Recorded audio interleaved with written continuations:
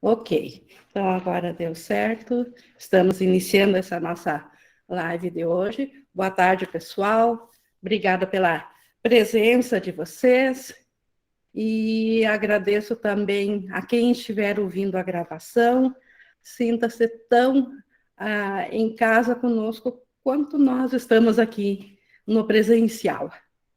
E hoje nós temos assim a alegria e a gratidão de iniciarmos um novo capítulo, sendo que hoje nós estamos aqui no capítulo 13, na página 250, onde nós vamos estudar sobre um mundo sem culpa. E a gente acabou de estudar o currículo do Espírito Santo, no capítulo 12, e isso aqui é uma continuação de como o Espírito Santo nos mostra o mundo sem culpa, e também ele nos mostra o mundo do ego, que o ego nos coloca nessa situação, nessa condição do mundo dele, mas ele oculta os seus motivos, os seus propósitos por detrás desse mundo. E Jesus nos clareia, então, tanto o mundo do ego e nos mostra esse mundo do Espírito Santo. E para nós começarmos, então, esse estudo, que hoje a gente vai ver a introdução desse capítulo, desse mundo sem culpa, e essa introdução ela é tão rica de material, de informações de Jesus, que a gente vai se ater apenas à introdução hoje. Quinta, que a gente faz a continuação, iniciando na primeira sessão. E para nós começarmos, vamos fazer o nosso aquietamento mental, nossa entrega, que todos já têm o seu modo particular de fazer isso. Eu gosto de usar uma respiração mais pausada,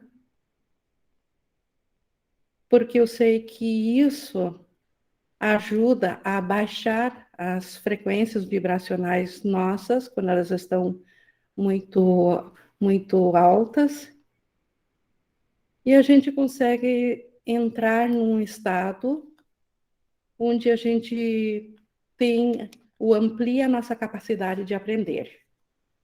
E oferecemos ao Espírito Santo, nesse momento, essa nossa capacidade de aprender, para que ele seja o nosso professor, o nosso guia por essa hora de estudo, para que a gente consiga transferir o que nós vamos aprender hoje para o nosso dia a dia, para a nossa vivência, para que isso, finalmente, os resultados disso convençam a nossa mente de que o que o ego nos mostrou é equívoco e que só o mundo real de Deus é que é verdadeiro.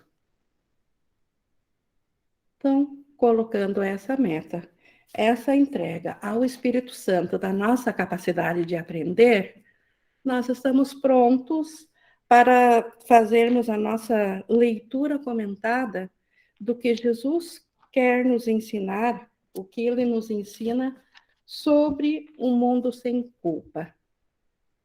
E nós começamos aqui com a introdução, no primeiro parágrafo, onde Jesus já nos deixa bem claro que se não te sentisses culpado, não poderias atacar, pois a condenação é a raiz do ataque. Então, o que ele está dizendo? Todo ataque, ele, na verdade, o surgimento dele é sempre uma autodefesa, é uma defesa. Então, nós nos sentimos culpados, então em que nível que nós nos sentimos culpados? Nós iniciamos essa culpa, Jesus está falando da culpa inconsciente, daquela culpa original que todos nós temos em comum, todos que vieram a se sentir separados de Deus, todos que acreditam que estão nesse mundo, por essa culpa que veio por nós acreditarmos que nós separamos de Deus.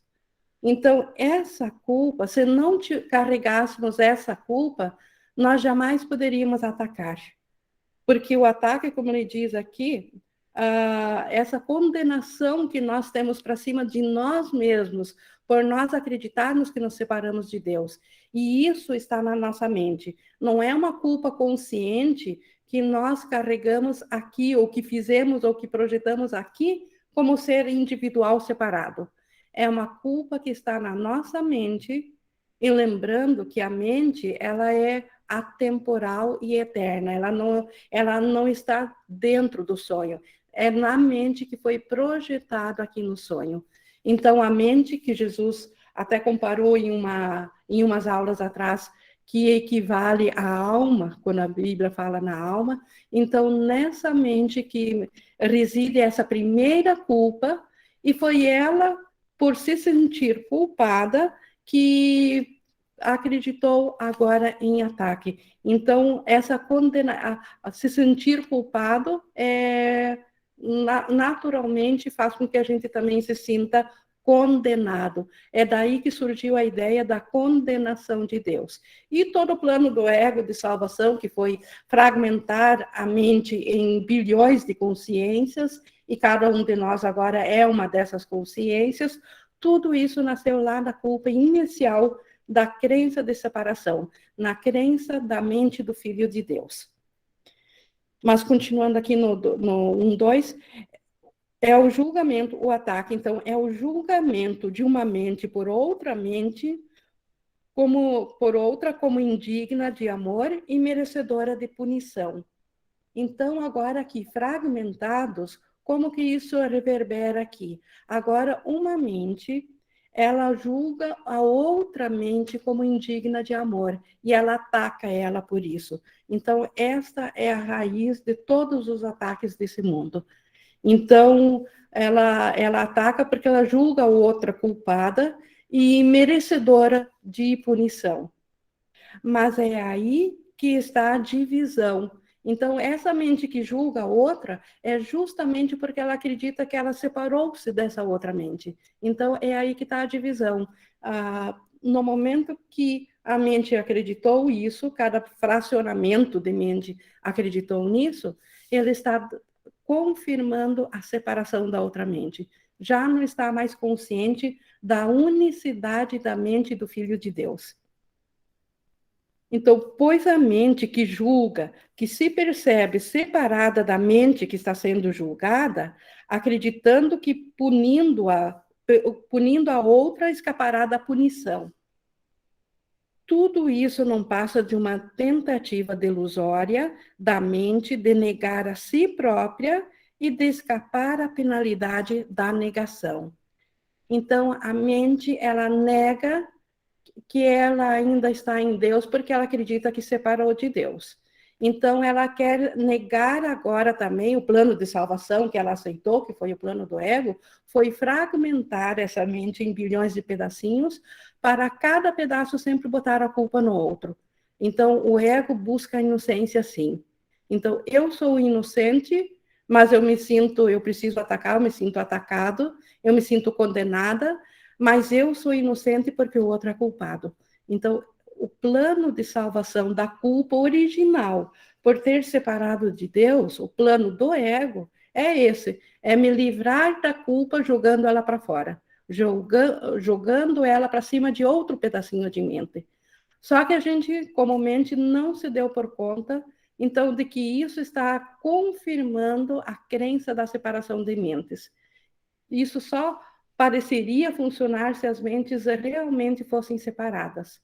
Então, a gente não se dá por conta que, ao condenar o irmão, eu estou condenando a mim mesma, porque ainda é minha mente. Ao ter medo do irmão, eu estou tendo medo de mim mesma. Então, eu acredito que sou o culpado. Então, daí esse medo. Mas, continuando aqui, não é uma tentativa de abandonar a negação. Na frase anterior, a gente viu aqui que tudo são tentativas de continuar nessa mente delusória, na crença de separação, e ao mesmo tempo fugir da punição de Deus por termos nos separado de Deus. Isso na nossa mentalidade. E isso não é uma tentativa de abandonar a negação, mas de ater-se a ela. Então, quando a gente busca a inocência através de culpar a outra mente, nós não estamos negando o fato de nós acreditar que separamos de Deus. Nós estamos nos apegando mais ainda a esse fato. Então, não é uma tentativa de livrar-se da negação. Negação do quê? Da negação de que nós ainda somos como Deus nos criou. É uma tentativa de nos apegar cada vez mais à individualidade ou à separação. Pois é a culpa que obscurece o Pai para ti, e a culpa te tem levado à insanidade. Então, tudo isso que Jesus descreveu aqui, que o ego faz quando a gente olha a partir da nossa mentalidade, que estamos unidos a Jesus, ao Espírito Santo, nós vimos o quanto de insanidade está por detrás desse grande plano de salvação do ego. Então, como que nós caímos nessa? Como que nós fomos acreditar no ego? Então, nós só acreditamos no ego, nós só concordamos de nos fracionar como mente e de julgar a outra mente como culpada, independente do preço caríssimo que pagamos por isso, da dor e do sofrimento que pagamos por isso, nós só concordamos com isso porque na nossa mente a culpa por nós pensar que nós separamos de Deus já nos fez insanos, enlouqueceu a nossa mente. Então, e uma mente enlouquecida, ela não raciocina mais, de maneira correta. Ela é facilmente enganada. Então, o ego se aproveitou da nossa fragilidade como uma mente culpada e deu esse plano de salvação, de fracionar as mentes e de culpar os outros, e de fazer os outros ser os vitimadores e nós sofrermos, porque o ego disse que isso seria bom diante de Deus, que nós estaríamos expiando a nossa culpa, tanto através do sofrimento, sofrer calado o que os outros estão nos fazendo. Então, como que nós vamos concordar? E a gente pode dizer, eu não concordei. Então, basta olhar de volta para a vida. Quantos sofrimentos vieram para a gente que a gente não sabe de onde que veio, que a gente conscientemente não pediu por isso. Então, lá na nossa mente inconsciente, nós concordamos com isso, mas concordamos num estado de insanidade mental. E insanidade mental é porque nós estávamos já aliados ao ego. Mas nós, como tomadores de decisão, nós ainda podemos mudar esse estado, mudando para o Espírito Santo. É com esse propósito que Jesus está nos ensinando o que o ego tem feito na nossa mente, o que nós acreditamos na nossa mente, para que nós, como tomadores de decisão, ainda decidamos sair da insanidade, sair do sanatório e ir para o sistema de pensamento da paz, da cura do Espírito Santo. Continuando aqui no 2, a aceitação da culpa na mente do Filho de Deus foi o começo da separação, assim como a aceitação da expiação é o fim. Então, lá na mente, antes do Big Bang, antes do mundo fracionado, quando tivemos lá no céu aquele pensamento de como que seria fazer um mundo à parte de Deus para oferecer para ele, lá naquele momento que nós tivemos aquele pensamento e acreditamos naquele pensamento, e depois olhamos de volta para o que nós éramos dentro desse novo mundo que pensamos que fizemos, foi ali que bateu a culpa pela primeira vez. Então, o começo, essa aceitação da culpa. Se nós tivéssemos olhado para isso e não tivéssemos sentido culpa, tivéssemos imediatamente aceito ao Espírito Santo, porque o Espírito Santo foi uma resposta imediata de Deus, nada disso de sonho teria acontecido.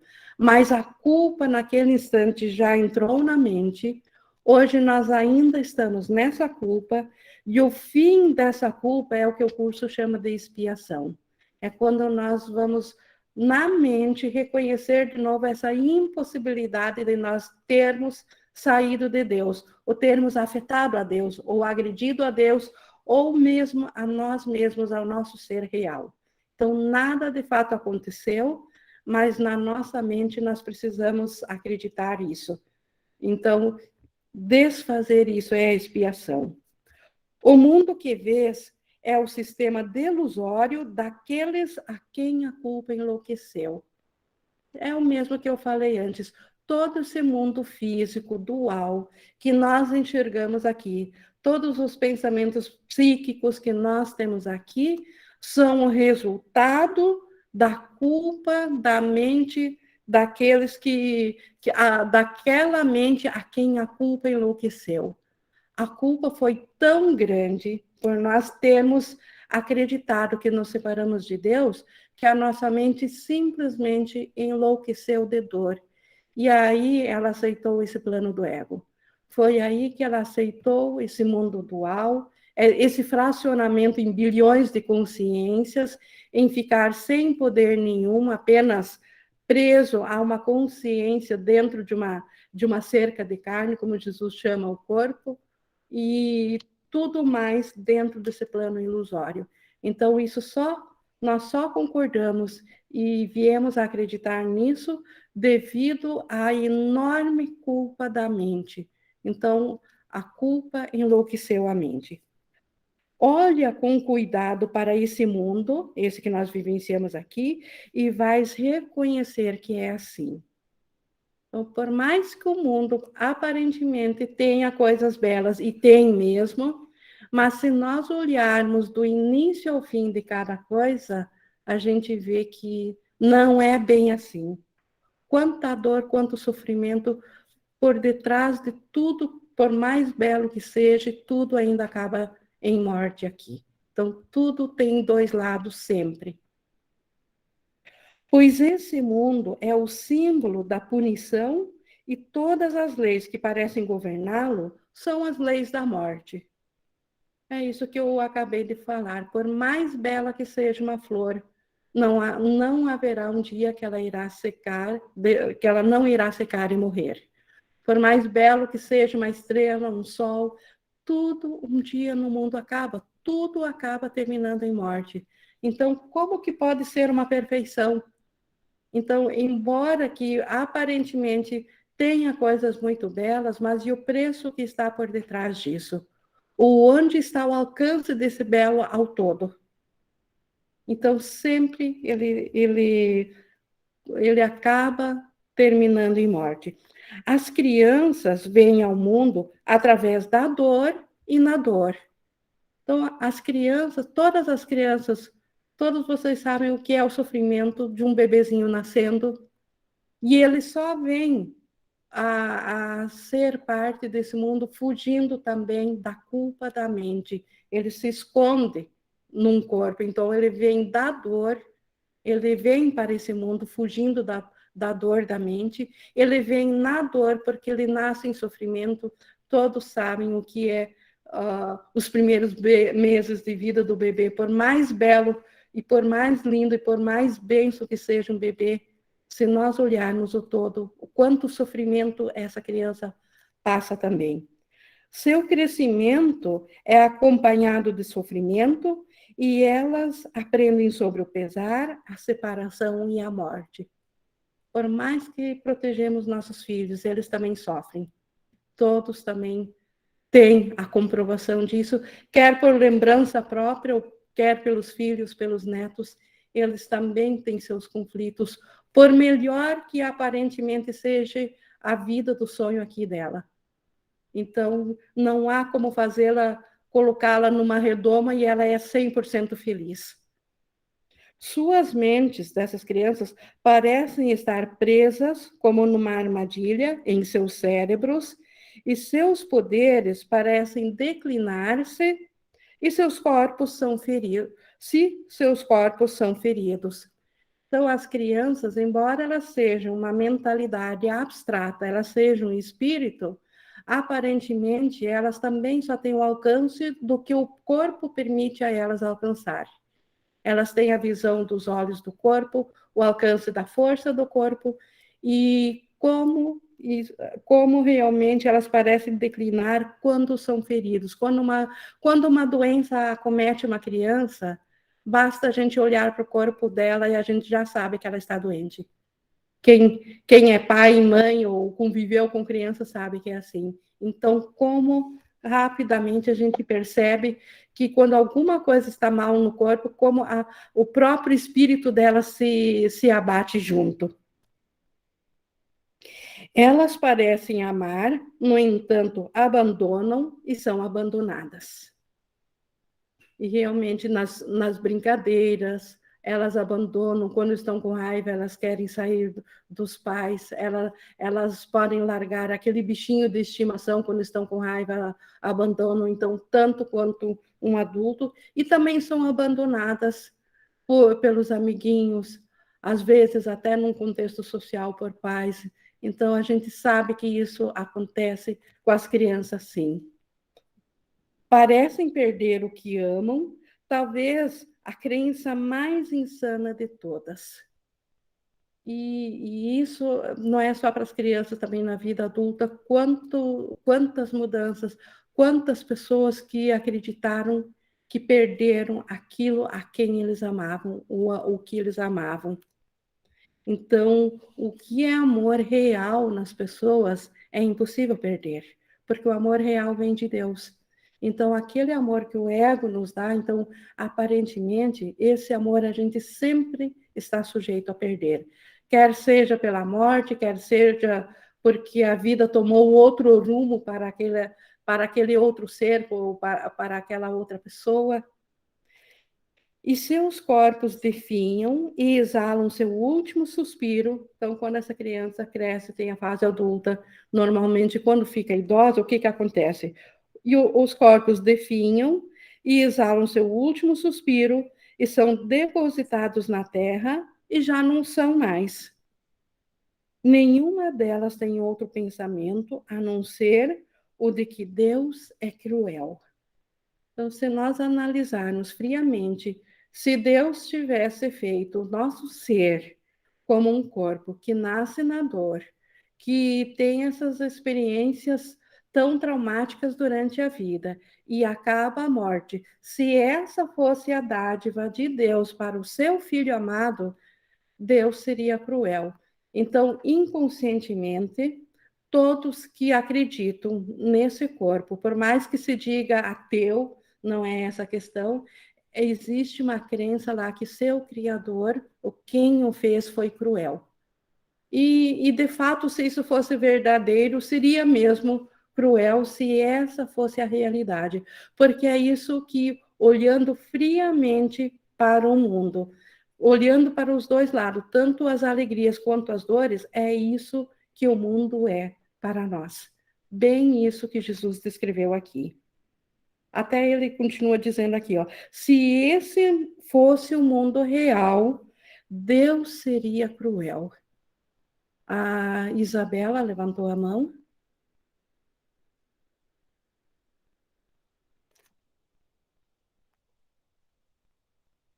Não? Deixa eu ver aqui o... Oi, Ingrid, desculpa, Oi. tá fechado o microfone. Então, Ah, sim. eu tive um conflito com esse Deus aí desse parágrafo, porque eu achava que ele tinha criado tudo isso, e eu lembro que eu falava com a minha mãe, nossa, mãe, Deus, ele é muito cruel, ele é um monstro, eu odeio Deus. E ela falava, não fala isso, minha filha, pelo amor de Deus, você não sabe o que isso pode trazer para sua vida. Eu não conseguia entender de jeito nenhum, e hoje, lendo esse parágrafo é maravilhoso, porque eu sei que Deus não é isso, e ele é só amor. Só isso. Exatamente. Então, e eu entendo a tua mãe, ó, e olha como a tua mãe te repreendia para não falar isso, com medo de mais castigo ainda. Isso, exato. Exatamente. Então, o quanto esse sistema de acreditar que isso aqui é de Deus, o quanto o próprio sistema é cruel e o quanto ele nos mantém prisioneiros enquanto a gente não tem essa visão de fora aqui desse sistema de pensamento do ego.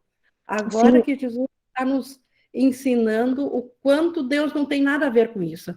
E por causa desse sentimento, né, que eu não gostava de Deus, eu odiava Deus com todas as letras. Eu tive depressão a vida inteira e eu só fui ser liberta dessa depressão. Eu tomei remédio por muitos anos, 10 anos de remédio, e eu só consegui me libertar e ser curada. Hoje eu não tomo mais remédio para depressão depois que eu descobri que Deus não é esse monstro, que ele não é cruel, que ele é puro amor depois que eu conheci o Senhor. Obrigada. Que maravilha! Esse é um testemunho de liberação. E como não ter medo acreditando num Deus assim? Então faz todo sentido, fazia todo sentido era insano, mas fazia sentido a depressão. Não podia ter dado em outra coisa mesmo, acreditando que Deus é passivo dessa crueldade. E quem não pensa, como ele diz assim, que esse mundo contém essa crueldade porque ele nega por medo. O medo de castigo, então, passa a simplesmente focar só nas coisas boas e tentar ignorar as coisas doloridas desse mundo. Verdade. Obrigada. A Flora também levantou a mão. Eu achei linda a partilha da Bela, porque comunica totalmente aqui, 100% com a experiência que eu tinha de Deus. Eu não podia nem, eu tinha problemas até para falar a palavra Deus. Eu tinha que falar universo, grande mãe. Não fala a palavra Deus comigo porque vinha uma raiva, mas era uma coisa muito ruim, que já é esse ódio da culpa, né, do ego na mente, já vinha muito forte. E então isso vinha muito forte, então me comunico super com a experiência da Bela, e também essa questão que quando dentro das religiões ou sistemas espirituais, seja quais forem, quando você traz um questionamento ali, porque eu acho lindo Jesus pedir para a gente questionar todos os valores, inclusive a percepção do mundo objetivo que a gente tem como, esse mundo existe porque eu estou vendo. É um questionamento muito profundo que, gentilmente, com amor, ele leva a gente, né? Então, assim, dentro dos sistemas espirituais e das religiões, quando você traz um questionamento mais profundo ali, o quanto isso é exatamente como a mãe da Bela fez e como a minha mãe, em algum momento, ou os próprios sistemas espirituais fazem. Tipo, como você está questionando isso? Como que você está questionando Deus? Blasfêmia, como era na Idade Média, inúmeras pessoas foram queimadas, porque questionavam. Até mesmo Jesus, né? Nossa, mas é tão contraditório. Se Jesus é amor, como é que Jesus vai participar do julgamento final?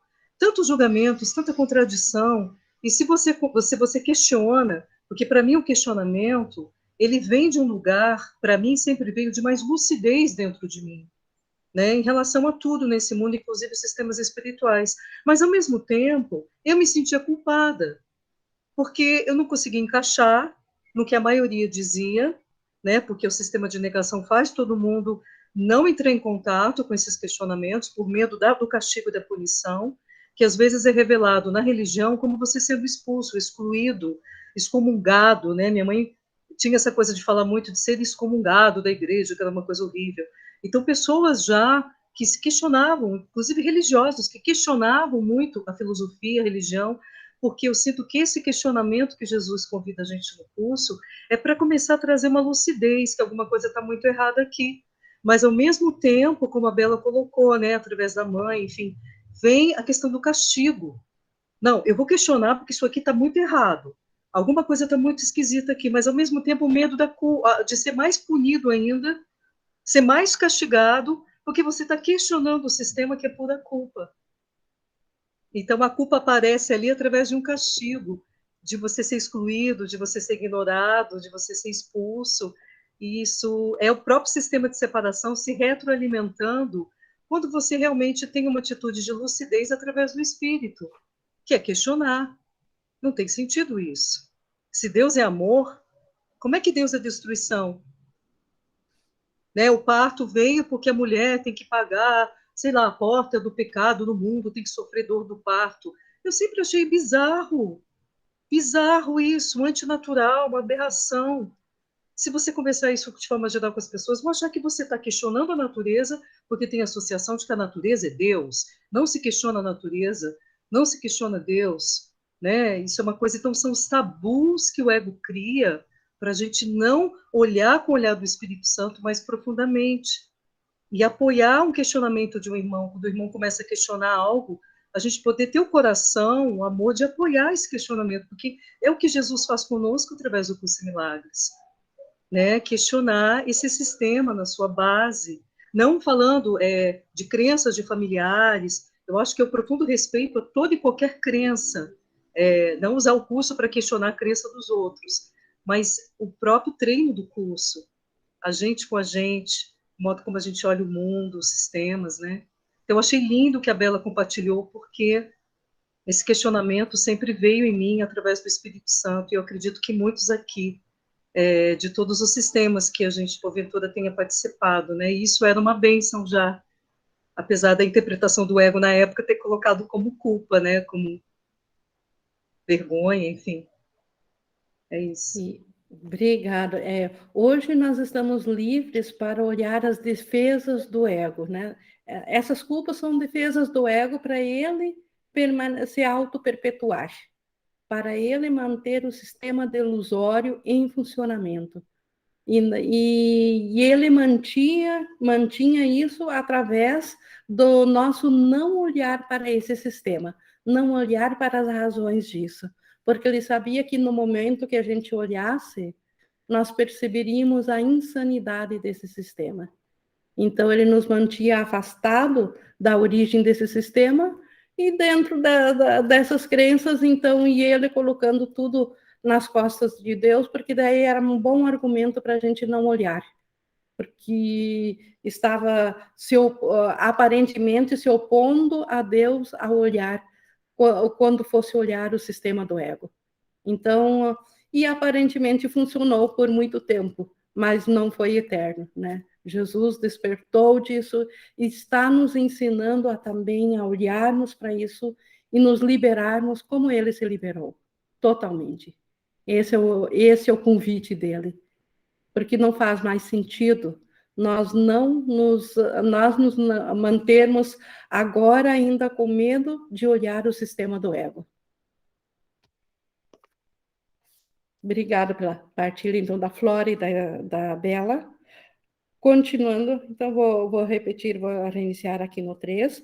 Então, se esse mundo fosse real, Deus seria cruel, pois pai nenhum poderia sujeitar suas crianças a isso, como o preço a ser pago pela salvação e ser amoroso. Então, como que Deus poderia ser amoroso se ele exigisse a morte para só depois nos dar o céu? Então, cadê a amorosidade disso? O amor não mata para salvar. Se o fizesse, o ataque seria salvação, e essa interpretação é a do ego, não a de Deus. Jesus até frisou aqui que o amor não mata para salvar.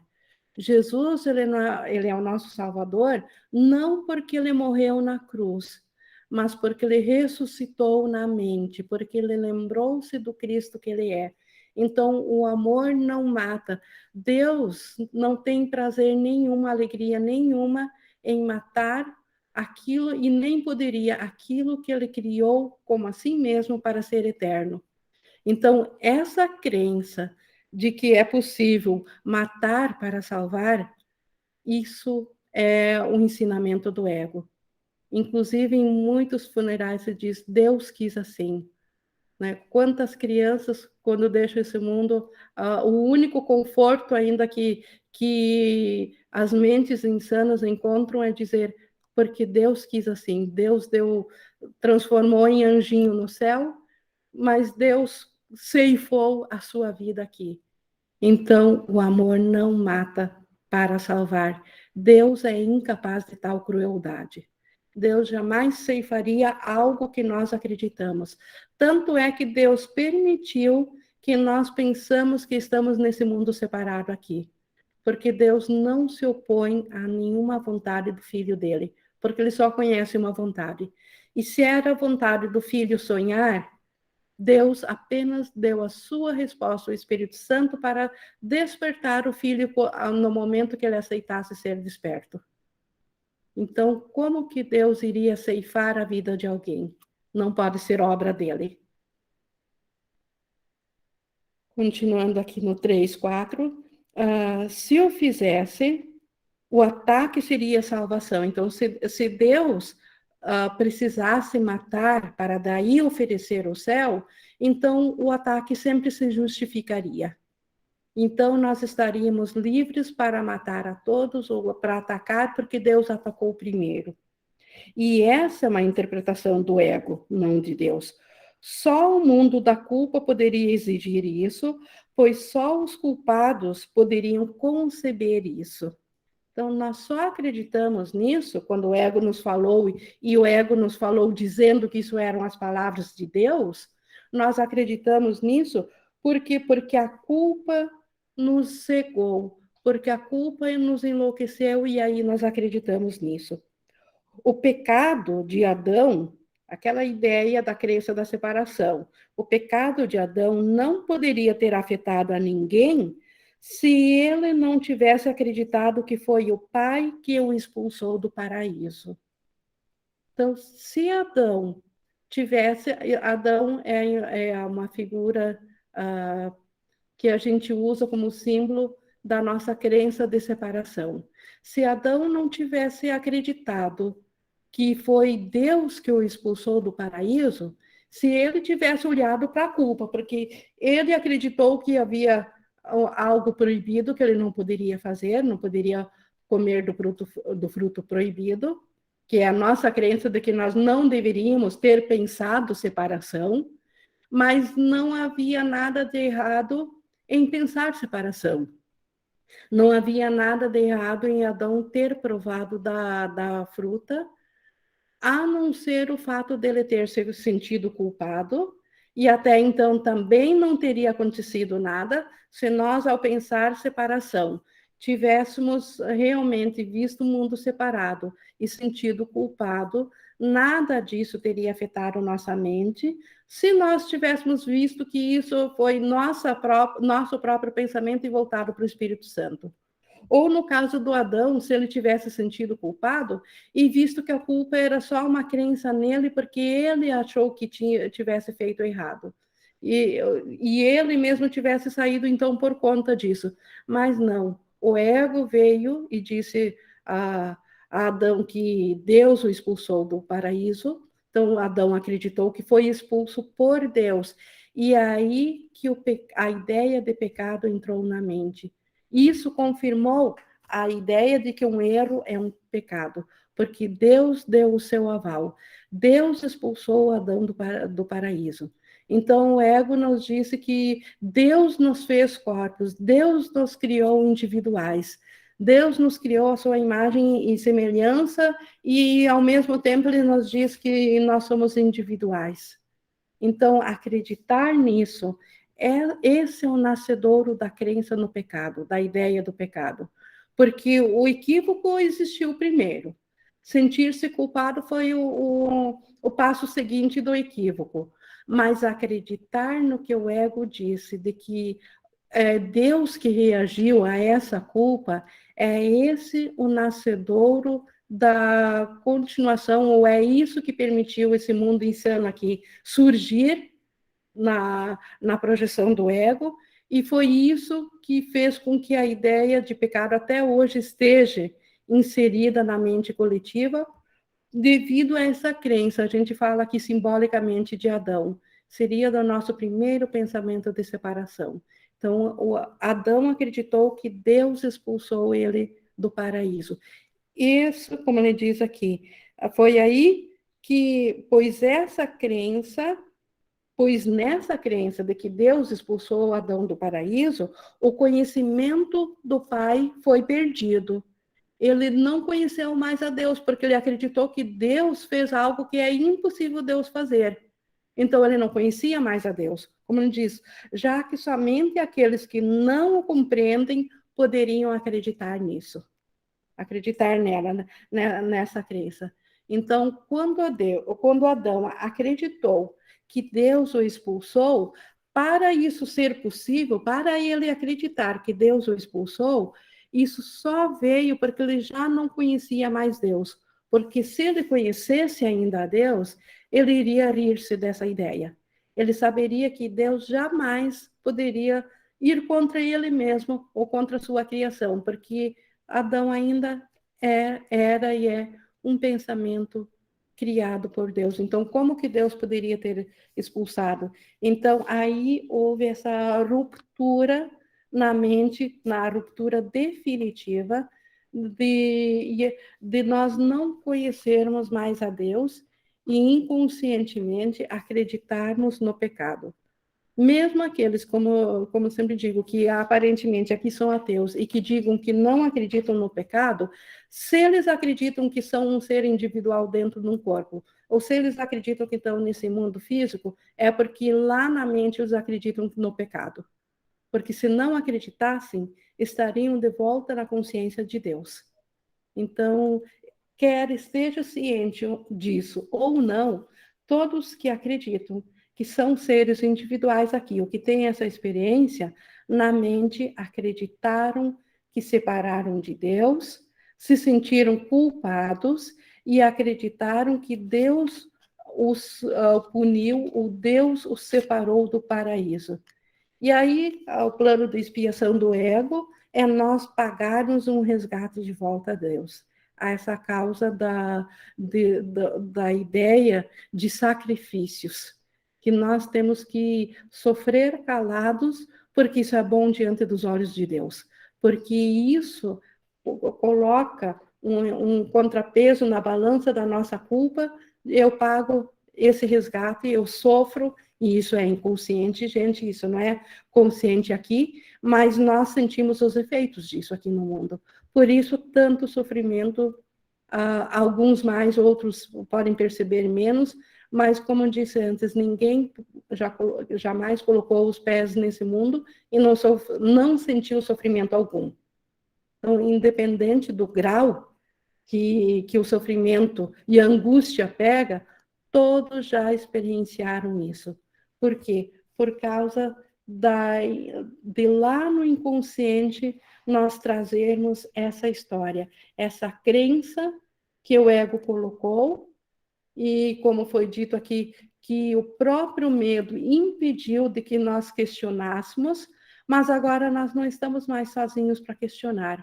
Nós temos a Jesus que questionou, que despertou desse sonho, que ouviu só o Espírito Santo, e agora nós já não estamos mais sozinhos, nós temos ele como irmão mais velho, que segura a nossa mão, enquanto nós também fizemos esse mesmo questionamento. Questionamos ao ego para olharmos de volta a isso e reconhecer, não, isso não é real, isso, Deus não é assim. E Deus é nosso Criador. Então, esse mundo de sofrimento não é real. Eu não estou sujeito a isso. Então, isso permite que a gente vá ao Espírito Santo, entregue nossas crenças, nossos pensamentos, que contêm as crenças que acreditam aqui nesse mundo, a Ele, e Ele faz essa correção por nós, até que a última culpa é desfeita, e aí nós mesmos seremos quem chegará à conclusão de que, de fato, nós ainda estamos em Deus. E isso é o fim do sonho daí. Isso é a lucidez de volta à mente. Mas, continuando aqui no 4, esse mundo daqui é um retrato da crucificação do Filho de Deus. Crucificação aqui é uma referência a todos os tipos de morte que nós vemos aqui. Então, é um símbolo. Então, tudo aqui acaba levando em morte, em sofrimento, e esse mundo aqui, então, por isso que ele diz que é um retrato da crucificação do Filho de Deus, é um retrato do quanto o Filho acredita que ele deve pagar um preço para ter direito a voltar a ter acesso ao paraíso do Pai.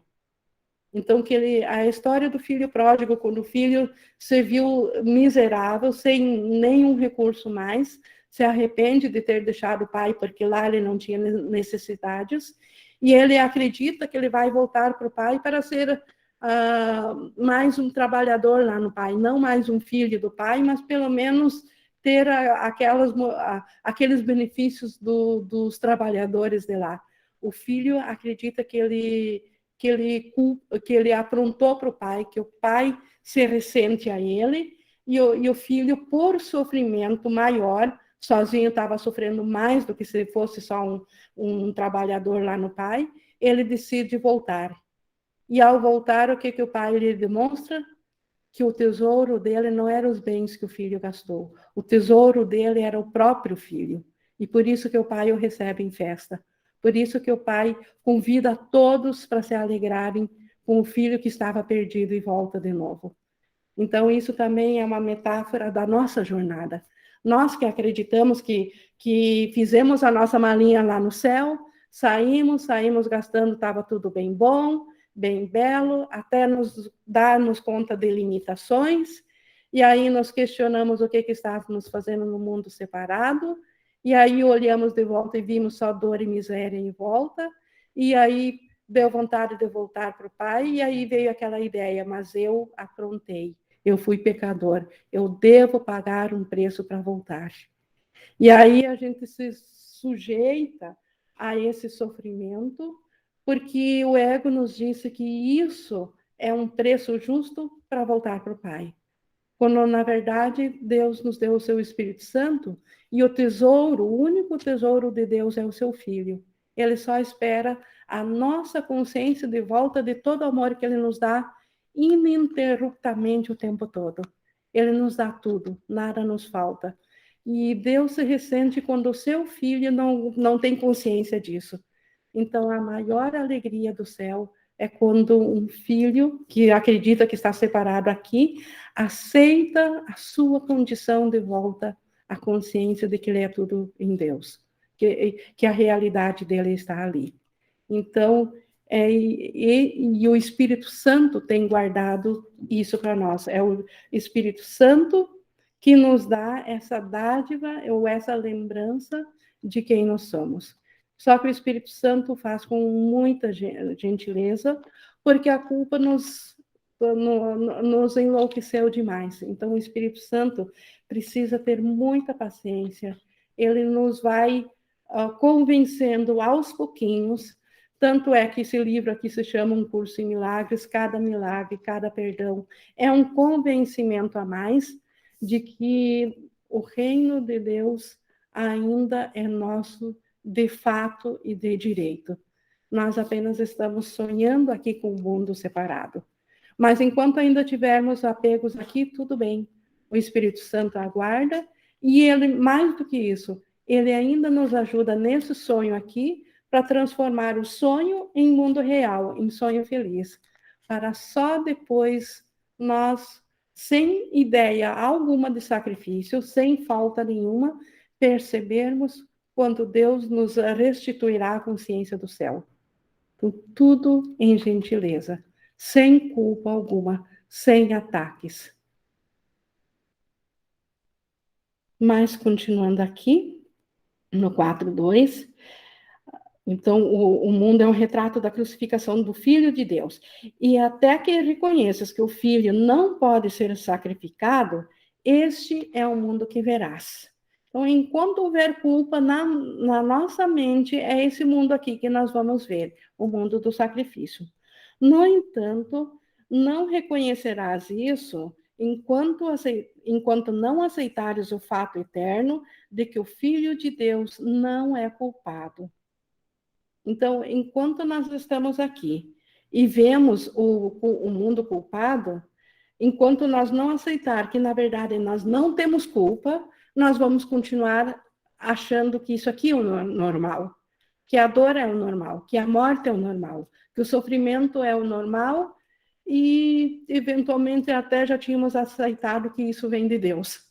Então, isso será assim até que nós finalmente aceitarmos, até que a nossa mente compreender que ela não é culpada, que ela não fez nada, foi só uma crença, um pensamento acrescentado de uma crença que trouxe essa consciência de separação de Deus para nós. A Miriam levantou a mão. Ing, eu sempre ouvi dizer que... Eu sempre pensei, fiquei me questionando, por que umas pessoas sofriam mais do que as outras, às vezes criança que nem tinha feito mal algum e já sofria. E eu aprendi que para justificar isso, é porque ela tinha feito alguma coisa em outra existência que agora nessa ela estava pagando, né? Eu aprendi isso. Mas hoje, pelo que nós estamos estudando no livro, isso é para perpetuar a culpa, ou seja, a reencarnação ela só está perpetuando a culpa. Perfeito, perfeito. Exatamente, ainda é um plano do ego para se auto-perpetuar. Então, ele vem de uma sala de aula para outra e traz a culpa junto, e nasce, vem junto, como tu diz, mesmo aqui um bebezinho que não fez nada a ninguém, e nasce com todos os sofrimentos, porque lá numa outra sala de aula, lá o pecado existiu, lá ele foi culpado, lá o karma acompanhou ele aqui. Então, nada disso foi criado por Deus. Então, Deus não pensa assim. Deus não fez o seu filho para ficar numa roda, num círculo, trocando de salas de aula e perpetuando o sofrimento eternamente. Pagando amanhã o preço do que ele fez hoje. Deus não fez isso. Mas o ego, se passando por Deus, o ego nos convenceu disso porque a nossa culpa permitiu esse convencimento. Nós estávamos tão enlouquecidos pela culpa que acreditamos no ego, e o medo nos fez acreditar, inclusive, de que isso era de Deus. E hoje nós estamos aprendendo, pelo Espírito Santo e pela experiência de Jesus, que isso não faz sentido. Que Deus não pensa assim, e, portanto, nós estamos liberados dessa culpa. Claro que ainda tem coisas inconscientes que vêm, mas isso, gente, isso já tira tantas toneladas de culpa dos ombros, que com certeza o caminho fica muito mais leve e o despertar já fica sendo uma feliz expectativa, já se torna possível. Porque, embora ainda reconhecemos que tenha mais coisas inconscientes para serem desfeitas, a esperança se justifica de que nós vamos eliminar até a última culpa. E aí estaremos livres, como ele diz aqui, para finalmente reconhecer que nós não temos culpa nenhuma, de nada. E, continuando aqui no 4.4, né, o Filho de Deus, ele não é culpado. Ele merece apenas amor, porque só tem dado amor. Então, o que o Filho de Deus, o que é real do Filho de Deus? Só o amor que ele tem dado. E nós vimos nas aulas anteriores que a única coisa real aqui do mundo ilusório são os pensamentos amorosos. O amor que o Espírito Santo tem garimpado de dentro desse mundo, aquilo que veio do pensamento aliado da mente certa, aquilo que veio de amor. Só isso é real nesse mundo, nada mais é. Então, na verdade, como ele diz aqui, o Filho de Deus, ele merece amor, porque ele só tem dado amor. O resto é só um sonho vão, um equívoco, uma crença, não é real. Todos os pensamentos de ataque que nós fizemos, ou Jesus diria que nós jamais tivemos, todos eles foram feitos dentro de um sistema delusório. Eles não foram reais. Tanto é que quando o Espírito Santo olhou para eles, não viu nada. Porque eles não têm existência. O Espírito Santo, quando olha para nossos pensamentos, ele só vê o que é amoroso. E por isso que nós merecemos amor, porque a única coisa real que nós damos é amor. não pode, o Filho de Deus não pode ser condenado porque nunca condenou. Então, como que nós podemos ser condenados por Deus se a nossa mente certa, o nosso pensamento real nunca condenou ninguém? Por mais que nós tivéssemos sonhado e sonhamos realmente com a separação, a nossa parte sã, o que é real de nós, o que foi transformado de volta ao céu, nunca condenou. Então, nós também não somos condenados. A expiação é a lição final que ele precisa aprender, o Filho de Deus, pois ela lhe ensina que, não tendo nunca pecado, ele não tem necessidade de salvação. Então, quando o Filho de Deus concluir que nem sequer salvar ele precisa ser salvo, porque ele nunca condenou, ele nunca foi condenado. Então, salvar do quê? Esta é a lição final da expiação. É isso que a expiação vai trazer. Quando o Filho de Deus concluir que sequer precisa ser salvo porque ele nunca deixou o céu, ele nunca deixou a Deus, ele só sonhou com isso aqui. Quando ele chegar conscientemente a estar consciente disso na mente, aí a expiação terá concluído a sua finalidade, terá alcançado o seu projeto que ela tem aqui no sonho de ilusão, que é trazer de volta essa consciência. Então, essa é a introdução que Jesus nos deixou para um mundo sem culpa. Quinta-feira, nós continuamos falando da inculpabilidade e invulnerabilidade, dois estados que a mente sem culpa traz para dentro do sonho, para a nossa consciência mental.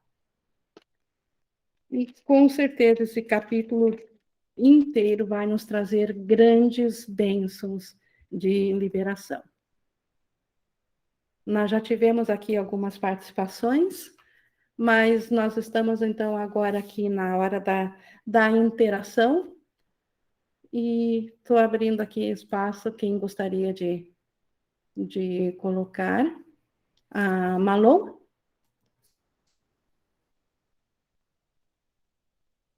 Acho que precisa levantar o microfone, abrir o microfone. Desculpa, eu esqueci. Agora deu. É só para compartilhar que quando eu fui estudando o livro sozinha, esse capítulo foi o que eu falei para minha filha, me desnudou a alma. É como se Jesus tivesse escarafunchado tudo que eu tinha no íntimo e visto tudo. Nossa, foi uma leitura dele assim maravilhosa. Para mim foi o melhor capítulo. Foi sensacional esse capítulo. E muito obrigada por todas as participações hoje de vocês aí, que agregam muito no conhecimento. Obrigada, Inga, obrigada a todos os coleguinhas. Ai, Samara, obrigada. Nossos pedacinhos santos aí. E é maravilhoso quando a gente pode olhar para todos, né, gente, a partir desse lugar da mente santa. Nossa, que liberação, que maravilha que é olhar para as pessoas a partir dessa mentalidade. Porque no nosso inconsciente nós acreditamos que nós somos aquilo que nós vemos no outro. E aí a gente poder olhar a partir da não culpa, né, para nossos irmãos, e saber, e a nossa mente reconhecer que nós somos sem culpa, não tem preço. Alguém mais gostaria de compartilhar alguma coisa? Ficou alguma dúvida? Sim. Quero esclarecer só uma coisa. Aqui, a última frase, né, da introdução, né? Ele não tem necessidade de salvação. Mas, só para esclarecer, quando o curso fala de salvação, porque tem no livro de exercícios, né, tem uma lição, né, fala de salvação, e os três falam de salvação, né? E qual seria o sentido quando a minha santidade é a minha salvação, né? Que é a lição 39. E qual seria a diferença do que está falando aqui na lição 39 e do que está sendo falado aqui nesse trecho? Qual a diferença? Qual o contexto? Nenhuma. Salvação, expiação, volta à sanidade, mente certa, tudo são sinônimos do reconhecimento à volta da consciência de quem nós de fato somos. Então, salvação, perdão, o sonho final, tudo remete ao mesmo sentido, ao despertar também a salvação. Então, tudo que leva à experiência de despertar desse sonho de separação aqui é a salvação. Não, é o ego que gosta de acreditar em salvação, um lugar mágico onde seremos levados. Salvação é o estado mental de consciência de céu na nossa mente, de volta de novo esse estado mental, que Deus divide com seu Filho. Eu já tinha visto em outros sistemas metafísicos que falavam de que realmente nós somos sem culpa, né, sem pecado, mas tinha contaminado uma ideia de reencarnação, de você ter que purificar o seu karma, etc., e seguir um processo, mas, na verdade, isso é tudo uma criação nossa. Exato, é desses pensamentos que precisamos ser salvos, ou despertar, ou largar eles, ou saber que eles são delusórios, saber que eles são só uma crença, e não reais. Porque eu já vi que afirmava assim, nós somos sem pecado, né? Somos, na essência, o Filho de Deus, mas não entendia que essa projeção que nós vivemos é uma ilusão, criada pela culpa. Exato, não acredito em pecado, mas acredito na realidade da projeção. Isso. Que é o efeito da ideia de pecado. Exato. Então ainda é uma crença em pecado. Ainda não era uma ideia de cura verdadeira. Exato. Muito bem, obrigado. Tá, obrigada. Deixa eu ver aqui a Isabela. Ing, gratidão por nos proporcionar um ano de tanta luz. 2021 foi o melhor ano da minha vida. E a Miriam Cruz acrescenta, faço minhas palavras as suas, Bela. Que bom, gente. E com isso, nós alcançamos realmente em 2021 essa graça desse propósito de a gente vir aqui 2 vezes por semana, tirar uma hora, né, dos nossos afazeres e nós, em unicidade de propósito, nos colocar à disposição de um estudo que o seu resultado transcende a esse mundo, transcende a qualquer coisa que o mundo possa oferecer. Então, me uno também nessa gratidão. E mais alguém? Era isso, pessoal? Eu vou encerrando aqui a gravação. E, como sempre, grata a Jesus por compartilhar esse material conosco